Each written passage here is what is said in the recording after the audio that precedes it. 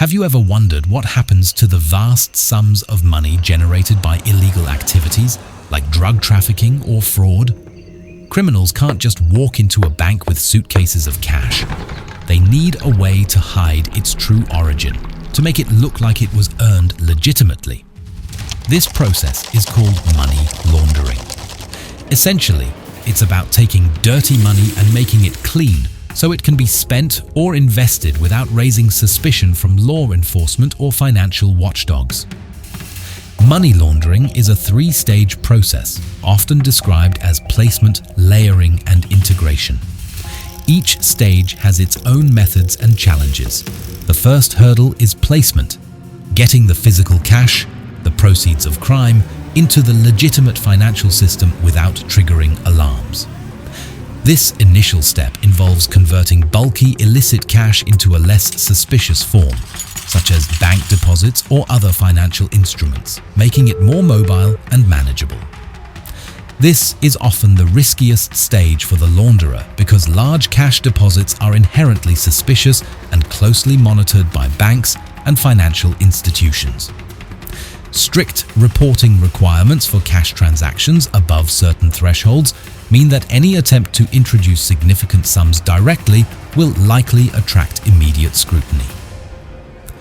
Criminals often use businesses that handle a lot of cash, like restaurants, laundromats, car washes, or even seemingly legitimate retail stores.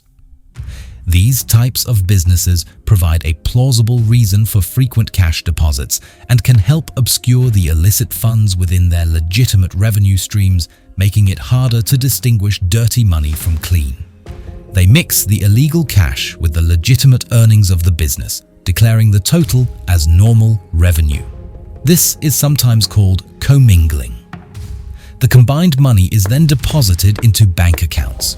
To avoid suspicion from large transaction reporting requirements, they often make numerous smaller deposits instead of one big one. This technique is known as structuring or smurfing, breaking up large amounts into smaller, less conspicuous transactions. It's a classic sign of attempted money laundering. Once the money is placed and the initial link to the illegal source is weakened, the next critical stage begins: layering.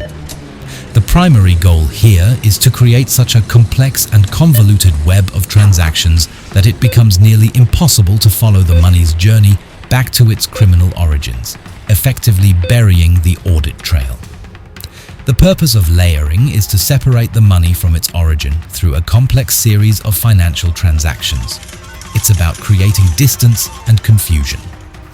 This stage involves moving the money rapidly and repeatedly between different bank accounts, sometimes involving hundreds or even thousands of transactions in quick succession. These transfers are designed to overwhelm monitoring systems and make forensic accounting a nightmare for investigators. These accounts might be in different cities, states, or even countries, leveraging international borders and varying financial regulations to complicate investigations. A common technique involves using shell companies, businesses that exist only on paper with no actual operations or employees. Money is sent to these shell companies under the guise of payments for fake services, consulting fees, or non-existent goods. They might also buy valuable assets like real estate, art, or luxury goods with the dirty money, and then quickly sell them again. Each transaction adds another layer, making it incredibly difficult for investigators to trace the money back through the confusing web to its criminal source. Think of it like throwing money through a financial maze, trying to make its path so convoluted that no one can follow it. The advent of digital finance and cryptocurrencies has added even more tools for layering, allowing for near instantaneous transfers across borders with varying levels of anonymity. If the launderer is successful in confusing the trail during layering, the final stage arrives: integration. At this point, the money has theoretically been cleaned. It's been mixed, moved, and disguised so successfully that it now appears to have originated from a legitimate source.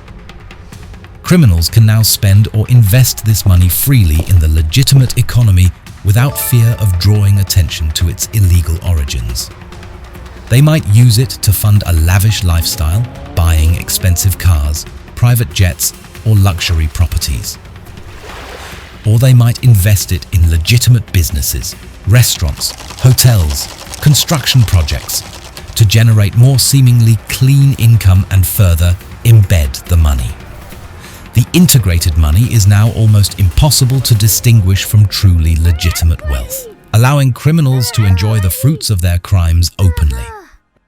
The fight against money laundering is constant, and authorities are continuously working to detect and prevent it. Financial institutions are required by law to report suspicious activity, and sophisticated software is used to spot unusual patterns in transactions. Investigators, armed with financial expertise and legal tools, work to unravel the complex layers, following the money trail backward step by step. Money laundering is a serious felony with severe penalties, including lengthy prison sentences and massive fines. Understanding how it works is crucial in the global effort to combat financial crime.